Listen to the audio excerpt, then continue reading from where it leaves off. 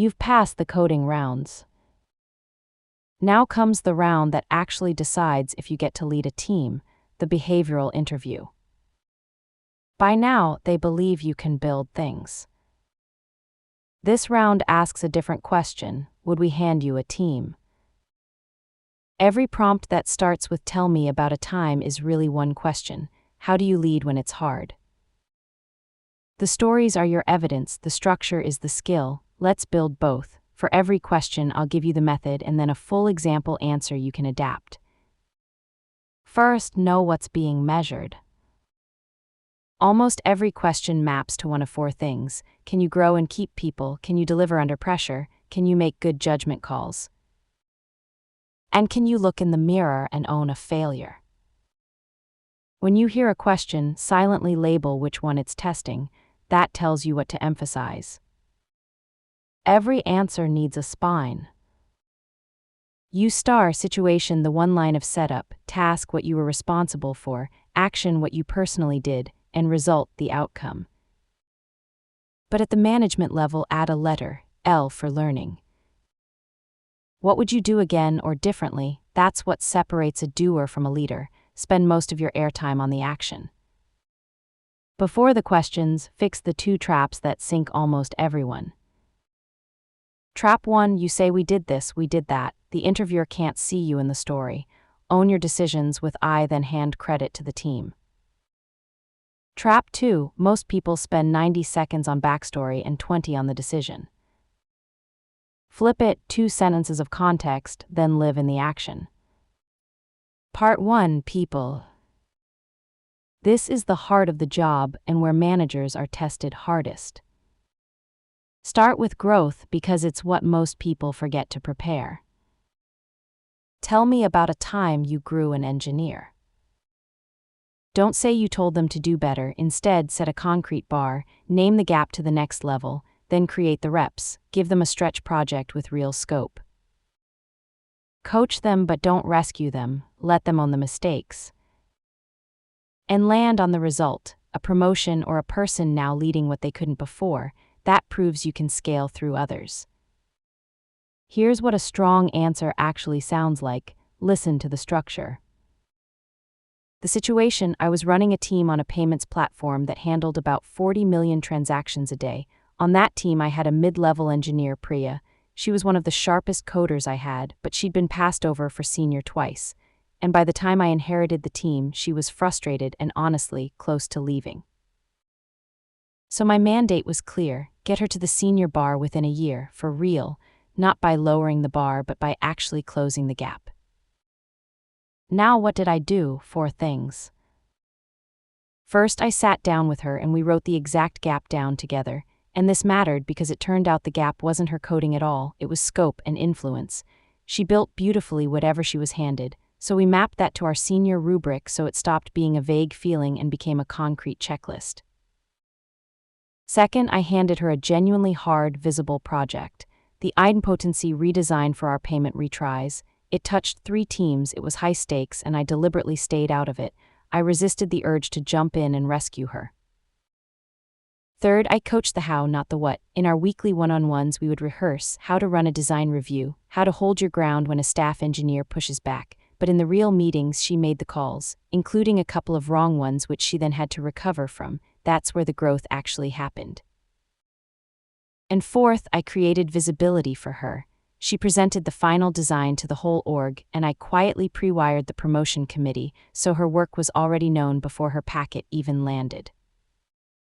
The result: she was promoted to senior in 11 months. Her redesign cut payment retry failures by 90%, and today she mentors 3 engineers of her own. What did I learn? Define the gap in writing on day 1. Vague growth goals grow no one. And notice the shape of that answer. Every single action was I did, but it ended on her growth, not mine. That balance is exactly what they're listening for. Next, the underperformer. The trap is to jump straight to letting them go. Don't diagnose first. Is it a skill problem, a motivation problem, or a fit problem? Each needs a different fix. Then make expectations explicit. In writing with dates, no surprises, give real support and a fair runway. And then decide either way, because one tolerated low performer quietly taxes the whole team. This question checks for both compassion and a spine. Here's the story. The situation: on an ads ranking team, one of my mid-level engineers, David, had missed his commitments for an entire quarter. His code reviews were slow, he'd gone quiet in stand-ups, and the rest of the team was starting to notice and quietly resent it. My mandate was to turn it around fairly within a quarter, or make a clear call. Now the easy thing, the lazy thing, is to decide he's just not good enough and start building a case to let him go. I didn't do that. First, I diagnosed before I judged. I sat down with him privately and I just asked genuinely what's going on, and it turned out it wasn't a skill problem at all. He had a new baby at home and was running on no sleep. And on top of that, after a recent reorg, he felt his work had become completely invisible. He'd checked out because he thought no one cared. So now I knew it was will and context, not capacity, and that changes everything about the fix. Second, I made expectations explicit anyway, because empathy is not the same as lowering the bar. 3 concrete deliverables over 6 weeks in writing with dates, so we both knew exactly what good looked like. Third, I gave real support.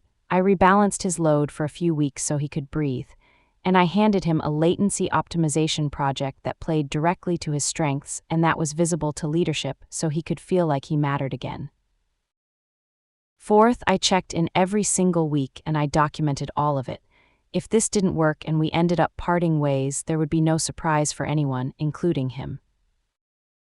The result: within 6 weeks he was back to meeting the bar. His project cut P99 latency by 35%, and his next review was clean with 0 surprises. What I learned: diagnose before you judge. Most underperformance is context, not capacity, but you hold the bar the whole way through. Now, difficult feedback. Pick an example with real stakes, a behavior problem, not a typo. Be specific and kind. Name the exact behavior and its impact, never attack their character. Then make it a dialogue, ask for their side and agree together on one concrete change. Finally, follow the thread, show what actually changed afterward. Feedback with no follow-up is just venting. Candor with care is the skill they test most. This one is about a brilliant engineer that nobody wanted to work with. The situation: I had a staff engineer, Marco. Technically, he was the best on the team, no question, but he was condescending in code reviews and dismissive in meetings, and it had reached the point where 2 of my engineers had quietly come to me and asked to move off his projects. So my mandate was uncomfortable: keep his output, fix the behavior, or I was going to lose the rest of the team around him. Here's what I did. First, I gathered specifics, because the worst thing you can do is walk in and say, "Hey, people find you difficult." That's a vibe and it's impossible to act on, so I collected exact examples, specific comments from code reviews, a specific moment in a planning meeting. Second, I had a direct, private conversation, and I was very careful here. I named the behavior and its impact. I actually told him, 2 people have asked to stop working with you and here's the pattern, but I never once attacked his character. It was always the behavior and the effect it was having. Third, I made it 2-way. I didn't just deliver a verdict, I asked him what was driving it, and it was revealing. He felt like he was the only one holding the quality bar and that others were shipping sloppy work. That's real. So we agreed on 2 concrete changes in how he'd give that feedback going forward.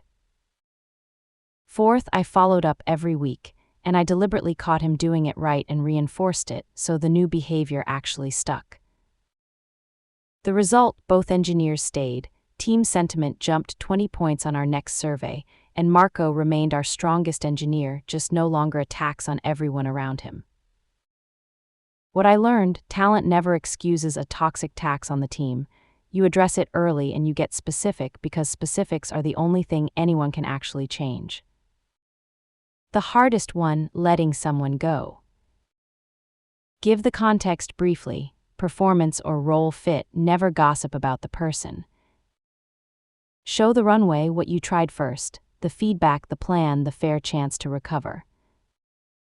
Then act with dignity, decisive, humane, and by the book. And carry the lesson forward. They want to know two things: that you'll make the call and that you'll make it like a human. This is the hardest kind of story to tell well, because it's about letting a good person go. The situation: I had an engineer, Sam, 8 years at the company, deep institutional knowledge and genuinely loved by the team, but the platform had changed underneath him. We'd moved to large-scale distributed systems and his skills just hadn't kept pace. And now, kindly but truly, he was blocking projects and slowing the team down.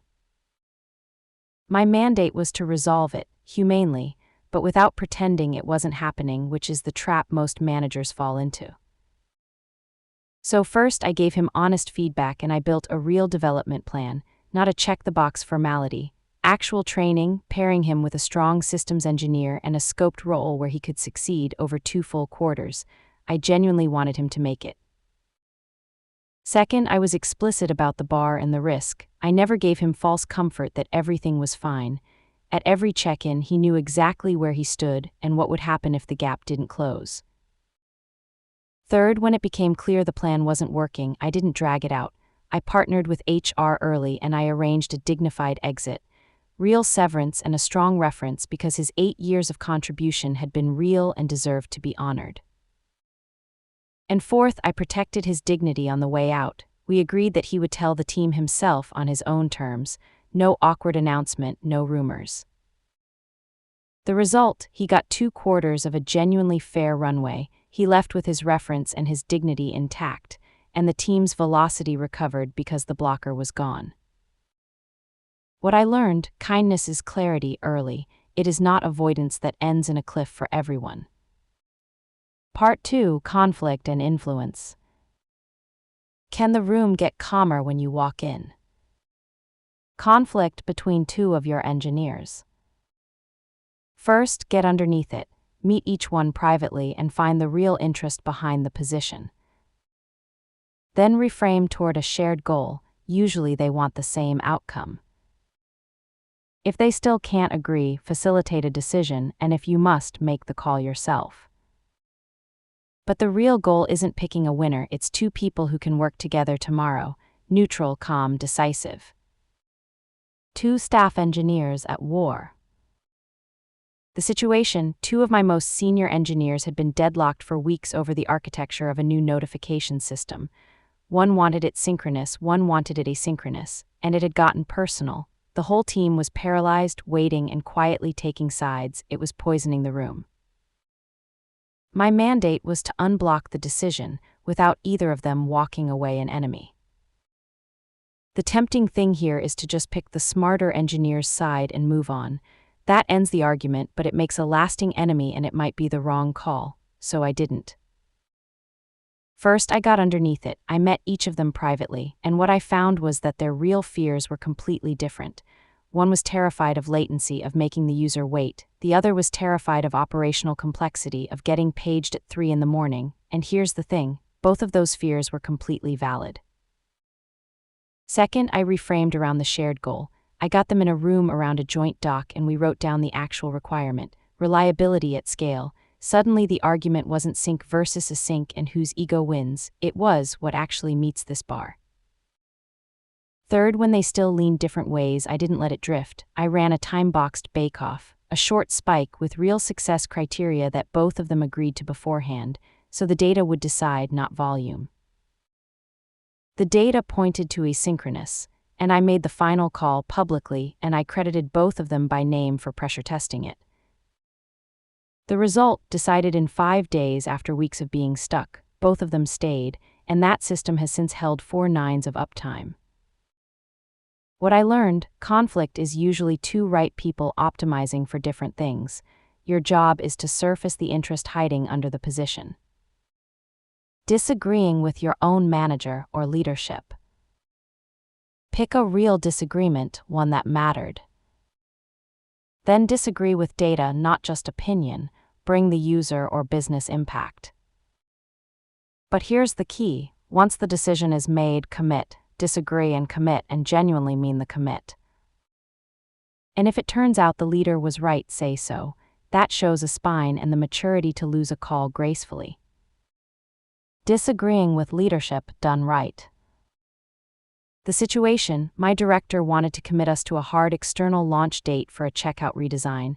It was tied to a big marketing campaign, so the date was very public. And I genuinely believed it was about 6 weeks too aggressive and that we would ship something broken and damage the brand. My mandate to myself was to push back, honestly and hard, without becoming the person who just says no in the room. So here's what I did. First, I did not argue in the meeting on instinct and emotion. That never works upward. Instead, I went away and came back with data. A bottom-up estimate from the team, the 3 specific risk areas that scared me, and a clear picture of our QA gap. I made it about evidence, not vibes. Second, and this is the part most people miss, I brought an alternative, not just an objection. Anyone can say the date's too soon. I proposed a phased rollout that still hit the marketing moment on time, but with a smaller, safer initial scope and the risky pieces following 2 weeks later. Now I was solving his problem, not just blocking it. Third, I stated my view clearly once, and then I said something that matters. I said, look, this is my honest recommendation, but if you decide we go for the full launch, I am all in and I'll make it work. Disagree and commit, and I meant it. In the end, the director chose the phased plan, and I own delivering it. The result: we hit the date phased instead of broken, 0 bugs at launch, and checkout conversion went up 12%. What I learned: bring an alternative, not just an objection, and when the call is made, genuinely commit.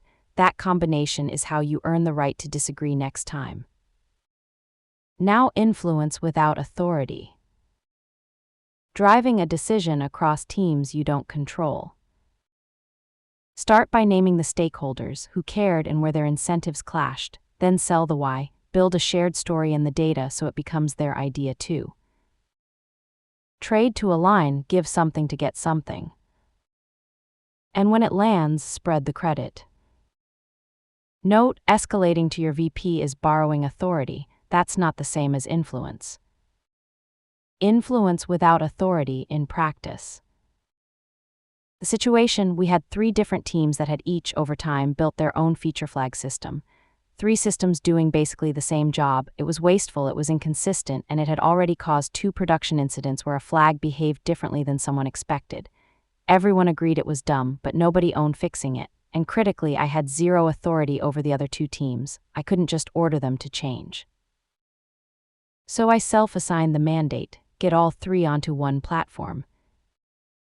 First, I mapped the stakeholders and their real incentives, and they were all different. One team's manager cared about shipping speed, one cared about safety and reliability, and one was under pressure on cost. If I'd walked into all 3 with the same generic pitch, I'd have lost 2 of them immediately. Second, I sold the why tailored to each. I built a shared proposal and, importantly, a small working prototype that visibly solved each team's single biggest pain point. Once they could see their own problem solved, it became their idea too, not a thing being done to them. Third, I traded. I offered something real and concrete. I said, my team will own this platform, we'll staff it, and we'll carry the on-call if you adopt it. That dramatically lowered the cost of saying yes for everyone else. Fourth, I landed the decision in an architecture review, and I made a point of crediting the other team's input out loud, so nobody felt steamrolled. The result: 3 systems became one, flag-related incidents dropped by 80%, and all 3 teams adopted it willingly. What I learned: influence is finding the win-win, and then being willing to do the unglamorous integration work yourself, so that yes becomes easy for everyone else. Part 3: Delivery. Everyone ships late sometimes. What matters is how you handle it. The project that slipped. First, own it plainly. No blaming QA, the PM, or shifting requirements. Then show you detected it early, you saw the slip coming and replanned, and you communicated up early with risks and options before it blew up. Finally, the systemic fix: what you changed so it can't happen again. Estimation, scope, staffing. Remember, how you handle the miss matters more than the miss. A project that missed its deadline, and notice, I'm not going to pretend it was someone else's fault. The situation, we had committed a major search relevance launch to the whole org for the third quarter. It was on the roadmap, leadership was counting on it. Then, about 6 weeks out, a core dependency team we relied on slipped their own deadline, and it became clear pretty quickly that we were going to miss badly, maybe 2 months late. My mandate was to recover the situation, not just the date. So first, the most important thing, I caught it early. I wasn't looking at a green status report that suddenly turned red the week before launch. I was watching our burndown, and when the math stopped adding up, I flagged it 6 weeks out. Early detection is the whole game here. Second, I replanned with the team fast. We went through scope ruthlessly. We cut 2 non-critical features that we could add later, and we resequenced the work to parallelize the critical path. We found a way to protect most of the value. Third, I communicated up immediately. I did not wait to be asked, and I did not wait until I had a perfect answer. I went to leadership with the risk, the new plan, and the honest trade-offs while there was still time to react. Fourth, I set up a weekly executive update for the rest of the project, so there was full transparency, and leadership was never surprised again. The result, we slipped 2 weeks, not 2 months. There was zero surprise for leadership, which protected trust, and the launch still moved search relevance up 9%. What I learned, the miss itself is almost always survivable. Hiding it is not. Escalate early and always walk in with a plan, not just a problem. The hard trade-off. Frame the tension clearly, speed versus quality, a new feature versus paying down debt. Then make your criteria explicit. Decide on principles and data, not on whoever is loudest. When you say no, say it clearly, explain the reasoning, and offer an alternative. Then stand by it. A manager who can't say no ends up with a blurry roadmap and a burned-out team. A hard trade-off, specifically saying no to our biggest customer. The situation, our single largest enterprise customer was demanding a custom reporting feature, and sales was pushing incredibly hard for it because this was a renewal worth a lot of money. At the exact same time, we had reliability debt that had already caused 3 incidents that quarter and was genuinely threatening our SLA across the entire customer base. My mandate was to decide where my team's next quarter actually went. 1 team, 1 quarter, 2 things pulling hard in opposite directions. The weak move here is to try to do a bit of both, please everyone, and end up doing neither well. I didn't. First, I made the criteria explicit. I didn't argue based on who was loudest, and sales was very loud. I laid out the real cost. What do these ongoing incidents cost us in churn risk across our whole base versus the value of this one deal? Second, I took it to data, and framed that way it wasn't close. One customer's custom request versus SLA breaches affecting hundreds of accounts. The reliability work protected far more revenue.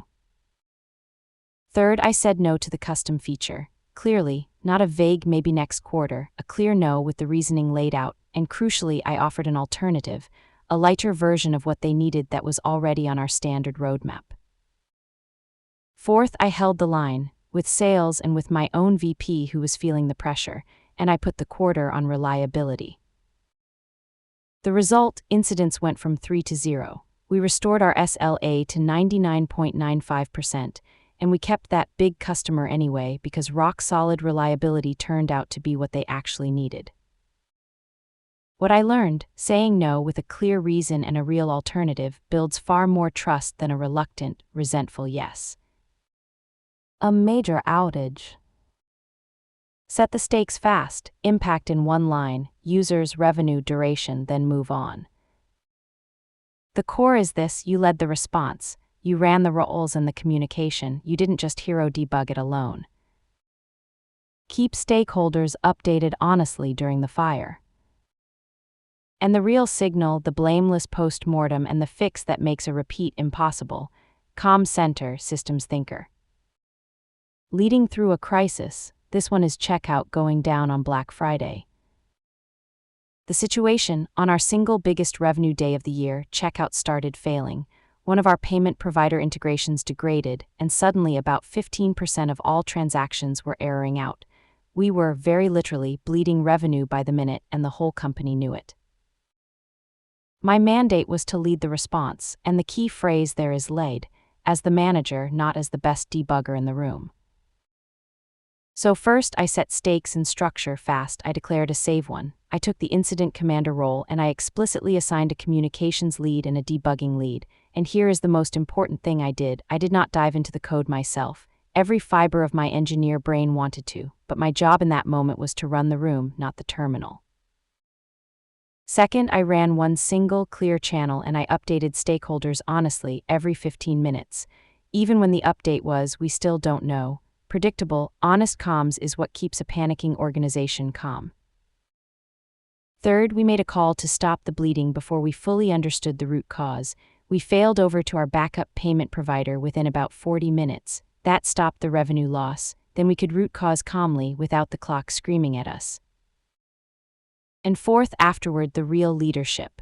We ran a blameless post-mortem, no finger-pointing, and the durable fix was an automatic circuit breaker and failover so that a single provider degrading could never take down checkout like that again. The result, full mitigation in 40 minutes. The automated failover shipped the following week, and we've had 0 repeats since. What I learned, in a crisis, your job as a manager is to coordinate and communicate, not to be the hero who fixes it alone. Part 4, Scale, Strategy, and Self-Awareness. This is the senior manager bar, where you lead beyond a single team. Building and scaling a team. Don't just say you hired 10 people, headcount isn't a skill. Talk about hiring to a bar and raising it, mention who you said no to. Talk about building for diversity, widening the funnel and structuring interviews to reduce bias, and onboarding people to real impact fast. Then prove the team was healthy. Retention, velocity, promotions, it outlived the hiring spree. Building and scaling a team for real.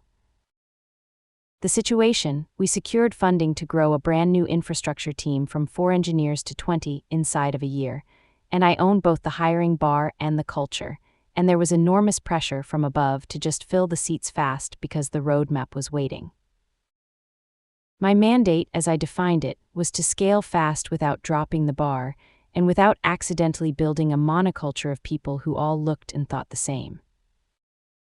Now the weak answer to this question is just I hired 16 people. Headcount is not a skill, so here's what I actually did.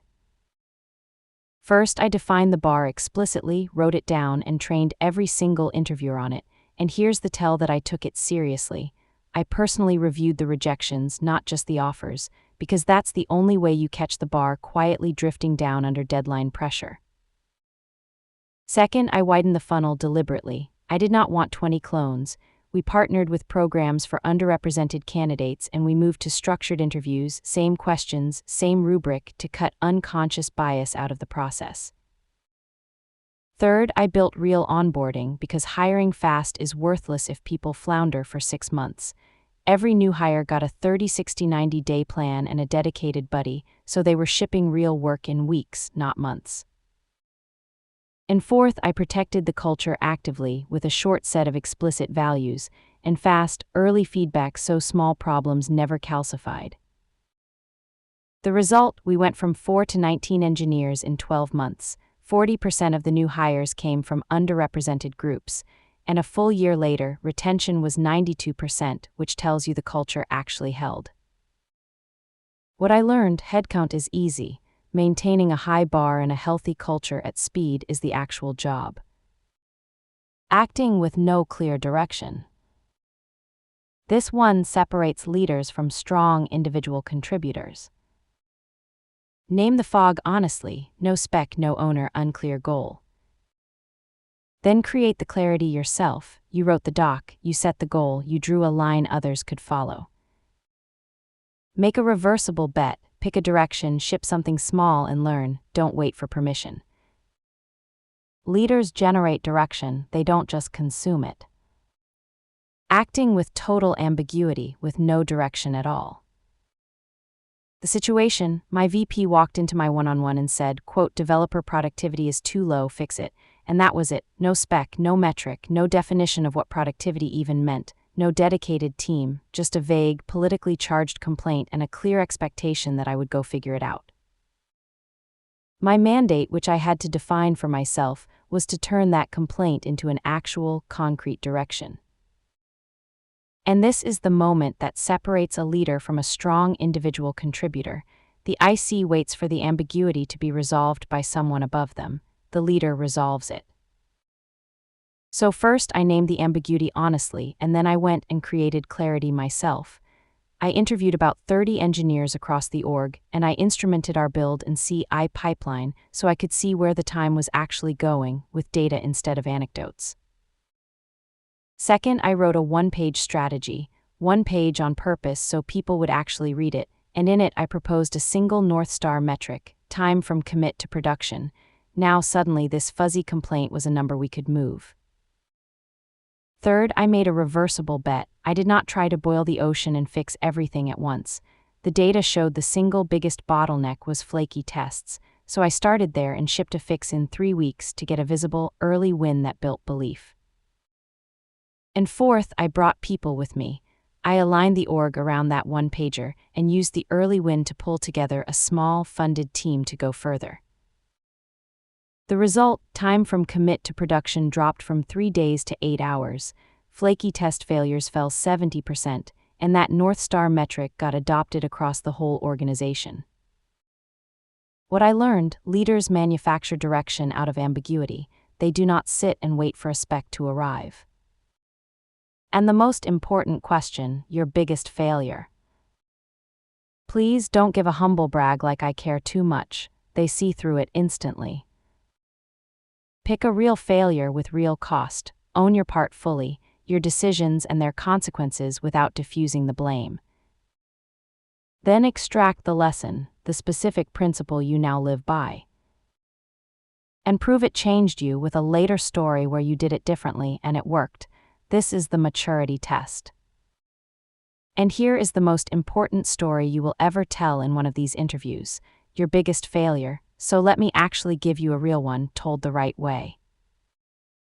The situation, early in my management career, I had an engineer on my team who was quietly underperforming, not dramatically, just consistently below the bar, and here's the human part, I liked him. He was a good person, everyone liked him, so I gave him one more quarter to turn it around, and then when that quarter came and went, I gave him another, and another, 3 times across a full year. Now let me be completely honest about what that actually was, because the whole point of this answer is honesty.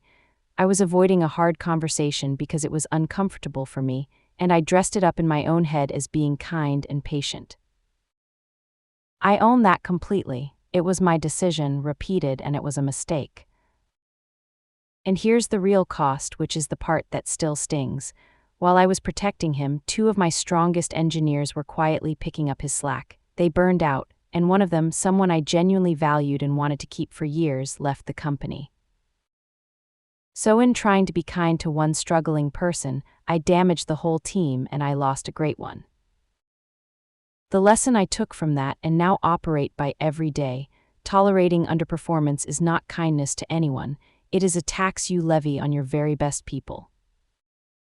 And I proved that I learned it. The very next time I faced a similar situation, I gave clear, direct feedback and a firm 60-day plan in the very first week. And when it didn't close, I acted with compassion, but I acted. What I learned in one line, avoiding a hard conversation is itself a decision, and it is almost always the wrong one. That is the answer that shows an interviewer you are actually ready to lead. So what are they actually scoring? Not the story itself, but 5 things underneath it. Ownership, did you drive it? People judgment, did you treat humans as humans? Structured thinking, was there a clear spine? Measurable impact, was there a number, not a vibe? And self-awareness, what would you do differently? Every answer you give either earns or loses points on these 5. Now the instant credibility killers. Blaming your team, you're the manager, so where were you? Being the lone hero who developed no one, a story that just ends with no outcome. Saying only we with no I, learning nothing so you didn't grow, and the 5-minute ramble with no structure. If your best story contains one of these, pick a different story. Here's how to prepare efficiently. Don't memorize 50 answers, build a story matrix. Down the side, your best real stories. Across the top, the question categories: people, conflict, delivery, failure. A great story answers 4 different questions from 4 different angles. You only need 12 to 15. In the room, you're not remembering, you're just picking a column. Let's put it all together. It's really one question: how do you lead when it's hard? Structure every answer with star plus the learning. Say I for your decisions and give your team the credit. Keep context short and live in the action. End on a real result and what you learned, and prepare 12 to 15 stories in a matrix.